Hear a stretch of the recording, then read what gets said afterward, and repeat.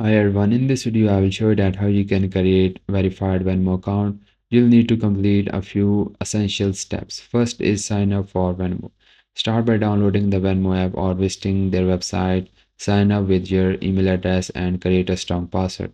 The second step is to verify your phone number. During the sign up process, you'll be asked to verify your phone number. Venmo will send a verification code via text which you'll need to enter in the app to complete the process. Guys, the third step is to verify your email address. After signing up, Venmo will send a verification email to the address you provided. Open the email and click the verification link to confirm ownership of the email.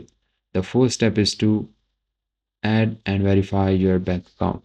You'll need to add a bank account to send and receive payment. This can be done either through instant verification, which allows you to log into your online banking account to verify your bank, or through manual verification, where Venmo will send small deposit to your bank that you'll need to confirm in the app.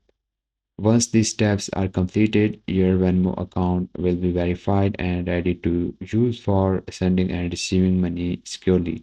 If you're having trouble during any of these steps, Venmo provides support through their help center. Guys, if you find this video helpful, so please consider liking this video, and bye bye and take care.